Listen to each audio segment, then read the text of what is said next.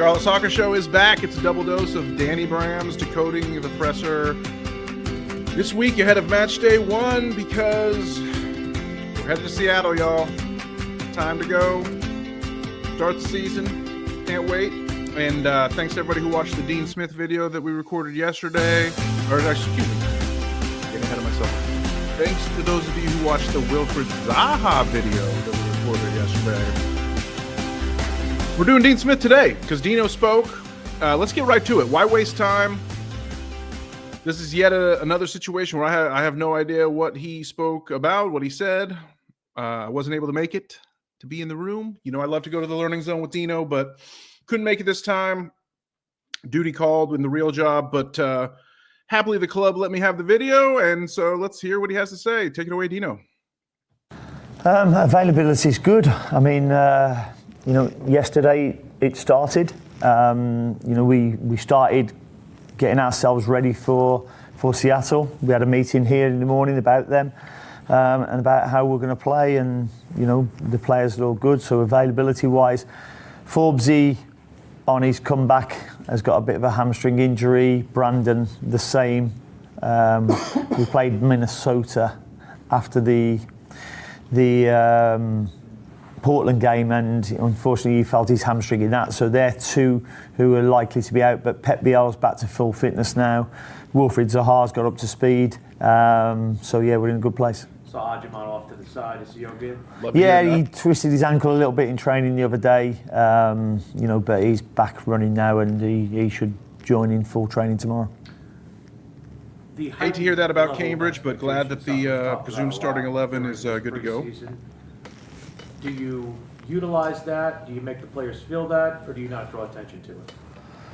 I don't really draw attention to it. The players know that my expectations are to improve on last season, so we've got to improve from being fifth. We want to be challenging, for top 4 spot, for Community Shields, for MLS Cups, for US Opens, for Leagues Cup. That's what we want. I said from the start when I came in here, we're coming in here to try and win things and compete to win things, but we know how tough that can be as well. It seemed like the most experimental position you had was the non-Ashley Westwood double pivot midfield spot.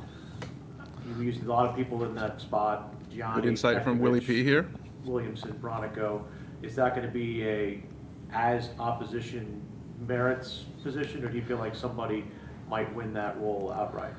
I want people to challenge to win it outright. That's what I want.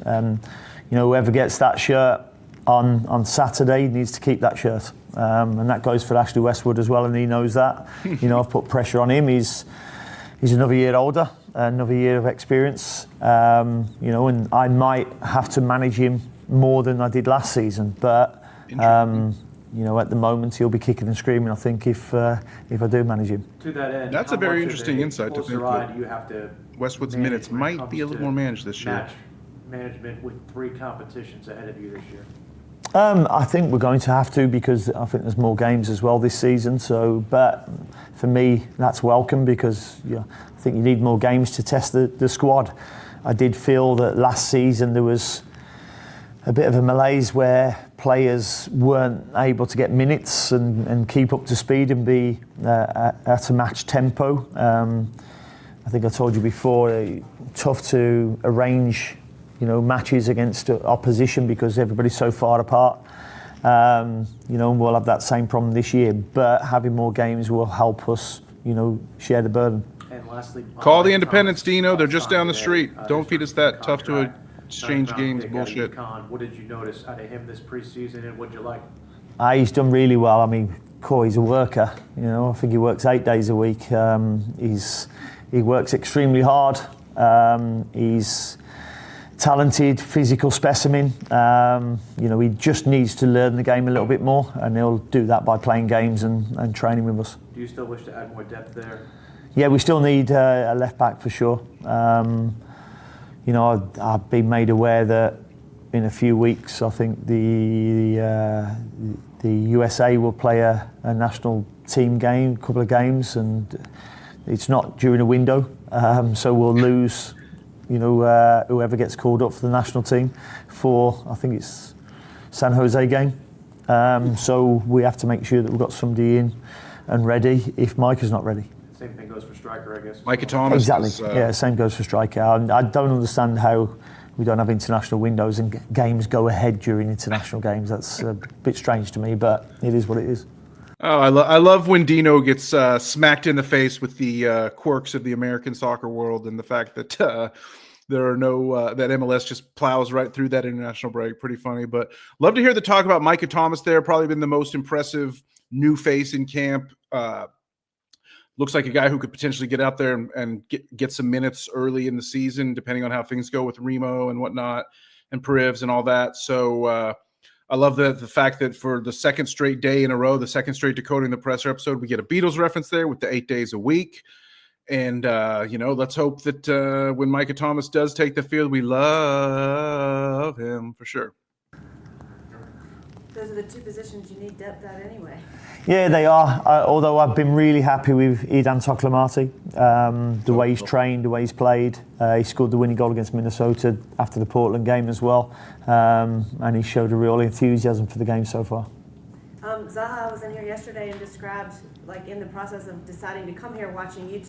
Fans of the Charlotte Soccer Show will remember that in our most recent episode I did with Johnny Hayes, I called out Idan Toklamati as the player to watch. Guy who was clearly too good for Next Pro when he came over, and a guy who looks ready to contribute as far as being the depth piece and the second striker, and a guy who could start when Ajamong's out with national duty. So love to hear Dean backing that up. Me and Dino always on the same wavelength. They're usually on the same wavelength. We love you, Dino. Let's pop that up real quick just because always love to pat myself on the back on certain things. Love you, Dino. There's me and Dino right there. What a great night that was. But yeah, Toklamati, love to hear that he's impressing the gaffer. YouTube clips and seeing himself fitting in this team, your style. What is it? Do you think that's true, and how do you think he fits in well with your style?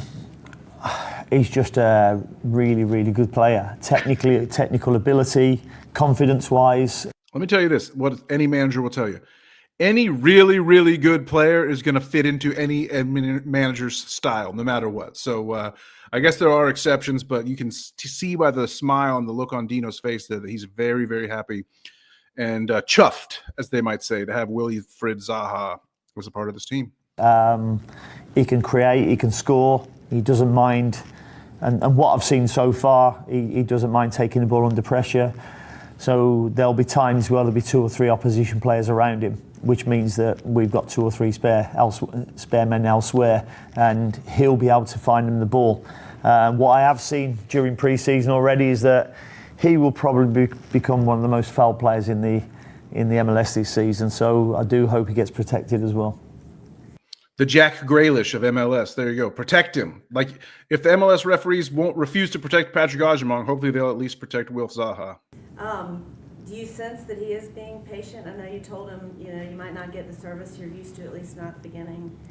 Do you sense he's... Yeah, no, he's a humble guy. He's confident in his own ability, but he's a humble guy as well. And he's settled in with all the players. He doesn't shirk any responsibilities, talks up in team meetings, which is really good to see and hear.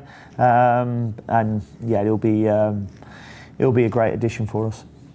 Just a huge credit to Dino, to Ashley Westwood, and of course to Zaha himself for really giving all indications that Zaha, as the new star man who's come in to take over the offensive load for this club, has fully integrated himself very well into the team and the culture and the club, and a guy who I love hearing that he's not afraid to speak up in meetings. Love hearing about the humility. We talked a little bit in the Decoding Zaha episode last night that maybe he's a little too laid back. Maybe he should show a little more fire. But I like the level-headedness. I think that's going to mesh really well with what Dean and Ashley have established, and everybody in this club for sure. Does he talk loudly in team meetings? Because he seems very quiet, laid back. Not so loudly, but straight to the point. I've always said I like to know what players are thinking, and straight to the point, no faking, cooking MCs like a pound of bacon. He'll let me know what he's thinking when I ask. So, that's what I want to hear, because I believe you can only coach players when you actually know what they're thinking. and know what they know. And that's our job as coaches, to understand what they know. What is this? Oh, what a great little nugget there from Dino about his coaching philosophy and how you can only coach players when you know what they're thinking. That's very interesting. Makes me wonder how Johnny Hayes coaches me as a podcast co-host, because I try to pride myself on making sure nobody ever knows what I'm thinking. So love to come out of left field with some things. So there you go, Dino. Time of, just with the season just about to start, is this a special time for you as a manager when you everything's anticipation, all Special teams time are for all of us. Everyone's undefeated. I mean, there's an excitement to go into a new season, knowing that we can improve on what we did last season. I've not paid too much attention to what other clubs have done. That's, I can't control what they do, so I don't bother too much about that, and I've always said that.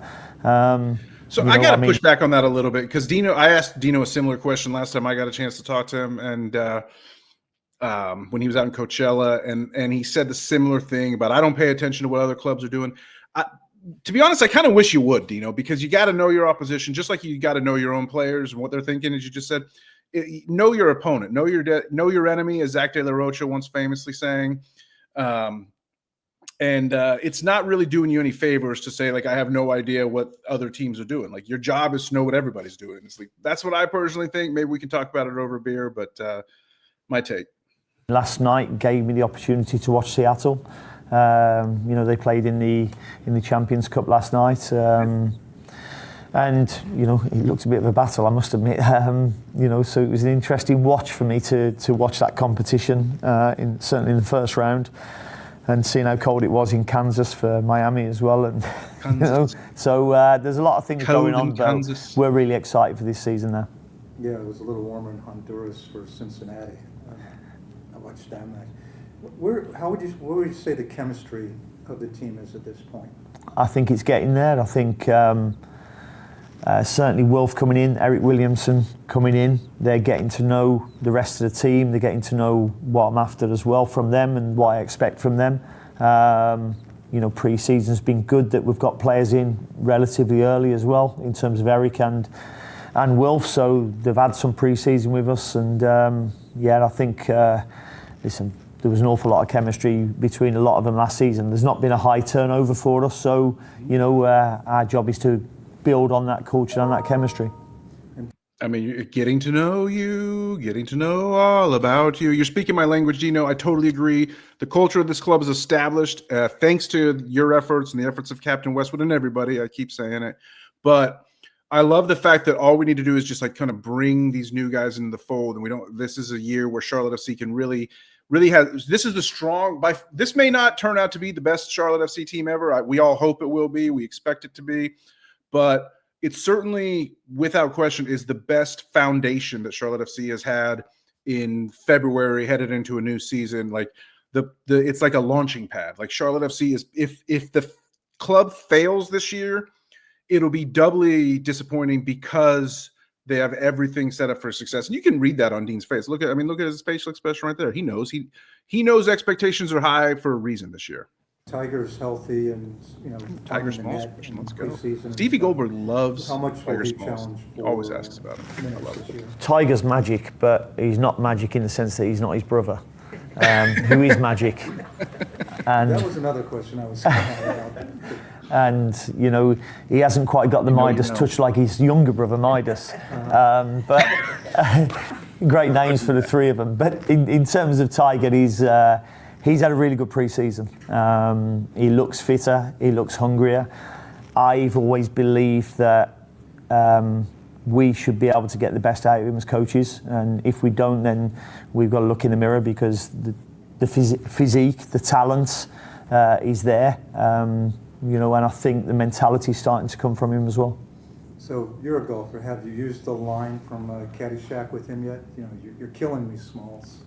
No, I haven't used that one yet. No, he normally gets the Time out, Steve. That is not a line from Caddyshack. That is a line from The Sandlot, sir. Know your movies. Call them. Come on, Steve. We're gonna have to talk to Steve about that one. Midas from me. That's Sandlot. Can we get a correction? Sandlot. Judge Smales. Yeah. Thank you, Solarte, for correcting him on that. Thank God, someone How, in the room. percentage-wise, where would you say in your mind your starting 11 is for Seattle? About 80%. Okay. Yeah. Nice. I know Eric Williamson mentioned that anytime he's played in Seattle, he hasn't lost. I don't know if that. Speak up. It's not a factor because that's the first I've just heard of it. But Miles has told me that he's played in that stadium a number of times and done really well. What have you noticed from Seattle? Some people just love asking Dino questions that he has no reference point for. It's always so funny to me. They played last night. They got new signings in Ariola, Ferreira. Yeah, I mean, I don't know whether last night was going to be their starting 11 for the weekend. They made changes on the hour mark. Certainly that game will have taken something out of them, more so obviously than us. But I can't go around predicting their team because I don't know. I mean, they play with a back three, two wing backs, a midfield, two and a front three. Morris wants to run in behind all the time. And it's going to be an interesting game for us. I haven't watched any of their pre-season games, but I remember watching a couple of their games last season in the playoffs against Houston, I think it was. I think they won both games on penalties, and they were really tight games, and probably learnt a lot from them. Here's all you need to know. Seattle's always good. It is a help to Charlotte FC that Seattle's had this midweek game down in the Champions Cup. And it is a help that Rusnak, one of their best midfielders, is banged up. But I still feel like Charlotte FC is the underdogs heading into Seattle. And I think Dino knows that. And as John and I said, a point out of this match would be a very good result, I think, for Charlotte to open the season. Well, tough matches to start off. Is that something that I guess could set the tone for just to start off the season, having positive results? Seattle, got Atlanta, got Miami. Yeah, I mean, listen, you dealt what you dealt, and you have to go and get on with that. We'll look forward to every game. It's a long one on the road to start with, but it was a long first away game to Vancouver last year, so there's not much difference there. Probably about 30 minutes or so by air. But we're looking forward to that game and what it's going to bring. Let's hope there's enough air traffic controllers on duty as we fly up there also, right?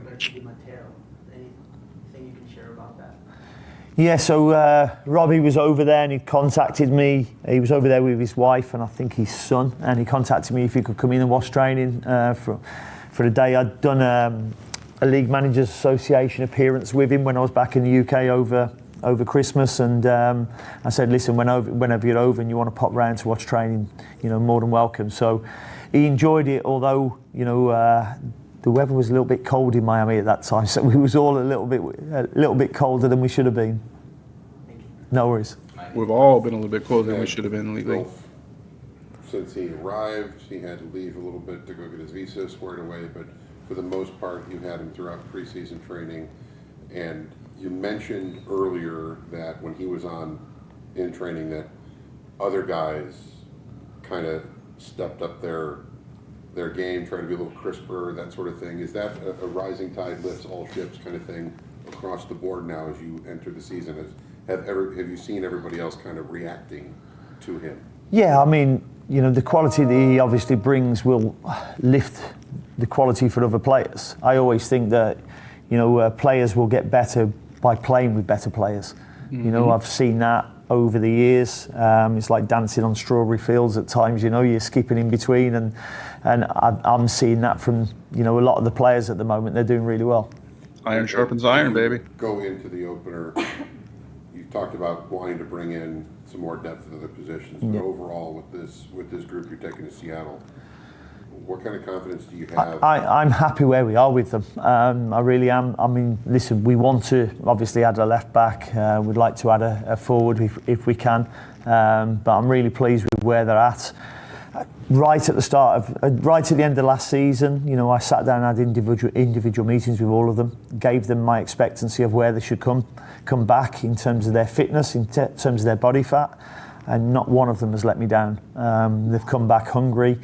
They've known what to expect because they've done pre-season with me last year, and the professionalism that they've shown has been outstanding.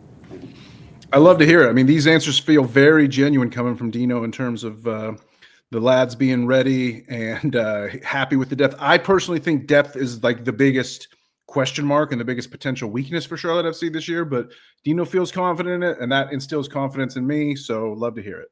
Your second season, starting your second season, do you feel that, and I don't know that you'll take credit for it, but do you feel that a culture that you believe in has taken root here?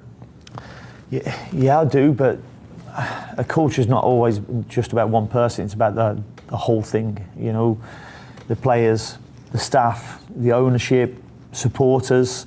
You know, if you can get, and I spoke about this a lot last year, togetherness. If you can get that, it's such a hard thing to shift momentum from that. You know, and we need to keep feeding into that, because the longer you have it, the more successful you can be. Togetherness, baby. Dean, what kind of tangible Run it back. differences have you noticed in Pat since he came back from national team camp in terms of his play, but also his confidence? Yeah, I mean, it's hard to measure, isn't it, when you talk confidence, but he's had, I wouldn't say a bowl to his step, but he's certainly been, he's certainly had a bigger smile on his face. I mean, the guy's got a big smile anyway, you know, but it's been... If Patrick Agyemong has a bigger smile on his face, then I don't even know. He's going to need a second face, because the guy is pretty known for a big old smile most of the time you see him. He's been bigger. You know, you go and play for your national team, you score in both the games, and 2 good goals as well. Won a penalty after 2 minutes in the first game I went to watch as well. So, you know, he's naturally come back with a lot of confidence, and knowing that he wasn't out of place playing there as well. And, you know, that's what I've seen from him so far. Oh, he's an American striker, Patrick Coach, Agyemong. I'm Whitty. I'm going to be the radio analyst this season with Will. Okay. Excited to cover the team. My question was, you've talked about Zaha, but this opens, like you said, opportunities for Agyemong, Abada to maybe step up their game in ways. What are you hoping Zaha being on the field with them helps their game? I'm hoping that it will bring the best out of them, knowing that, you know, he will find them with a pass. They've got to trust him. He will then learn to trust them. The better they start playing with him, the more they will see the quality of him and get more passes from him. You know, but it should certainly lift the chance creation. That was the biggest thing, as well as the execution as well. Just seeing finishing sessions now. I done one last week in Coachella, and the quality of the sessions are getting higher because of the quality that you're bringing into it. Pep Biel is an unbelievable finisher. He passes the ball into both corners of the net. Wilf has probably got more of a powerful shot than just genuine technique, but the other players are learning from that as well. Dino really, Pep Biel might be, I've been saying all season, I'd be like, Zaha MVP, Zaha will win MLS MVP. Maybe Pep Biel will be the MVP. Dino just cannot stop saying good things about Pep Biel. Unprompted, he always takes it to Pep. Whenever you ask him what he's excited about, he name drops Pep. We saw Pep do some good things when he came in last year, and the fact that we got him back for the full season on a smaller contract is great work by the front office. And Dino just seems like he gushes about Pep, and I love to see it. I really hope Pep ends up earning this stuff. When I watched the preseason match against Portland out in Coachella, it was not a great match. Portland played really cynically and defensively, but Pep had a free kick from like 25 yards out that like was like fire and just barely grazed the top of the bar. So I like the idea of Pep making a massive impact this year, and you can tell Dino does as well. I know last season in some ways he wanted to be more direct. We heard Ashley talk about yesterday how he wanted this team to be better on the ball. That's something you guys have been working on. So what is that balance for you guys this season of being direct but also wanting to keep it more? Well, there was a trend last season, whether that will still be the trend this season, of teams playing a high line. Okay. And if teams are playing a high line and you've got players like Liel Abada, Patrick Agyemong, Wilfried Zaha, who can run in behind, then why disappoint them and make defenders run back towards their own goal? You know, plus when people are playing a high line, the pitch is naturally congested in your own half. So, you know, it gives the opposition the opportunity to win the ball back higher up the pitch. You know, we're going to have to create our own space to keep the ball, and that's what we've been working on. I believe we'll be better at that this season. All right, Love the tactical.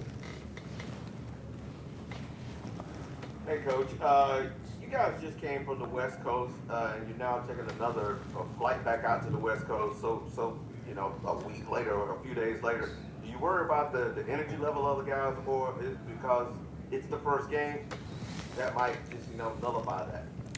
No, the energy levels are good, and I've just spoke at length earlier about travelling. In the UK, it's a very, very small country, but you can travel on a bus for 5 hours to a game, and we're flying charter plane to Seattle. They'll have some food on there. They'll be able to sleep on there, and then they'll be able to get off and go straight to a hotel, have a nice double bed to themselves, nice food laid on, and then all of Saturday laid up and doing what they want to do at leisure. So I don't think there's much hardship in travelling to the West Coast at all, and I don't expect my players to lack energy for it. And if they do, then they've made the wrong choices throughout the 24 hours leading up to that game.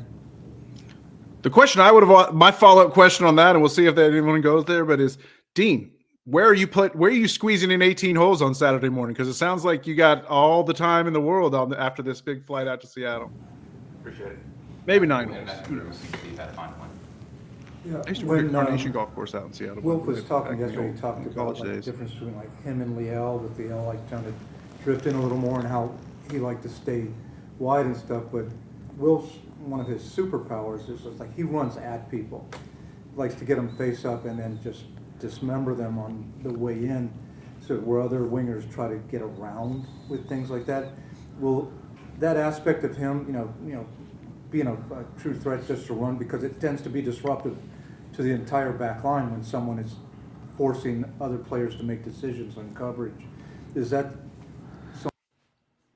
something you think will here? I mean, we're going to see this in the first game tomorrow, because what I've seen of Seattle, they play a back three. The wing backs like to play high. If they play high, they're going to leave Wilfried Zaha up against one of their centre backs. So it's going to be really interesting in that first game whether they end up playing a back five or a back three, and there's a big difference between the two, because if they play a back five, then there's spaces either side of their two centre midfielders. If they do play their wing backs higher, then Wilfried Zaha is going to be up against their centre back, and I won't want to be their centre back. Oh, he's licking his lips. Dino cannot wait to get at these guys.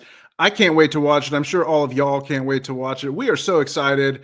Charlotte FC is back. Major League Soccer is back. Poised to be the best season ever, we hope.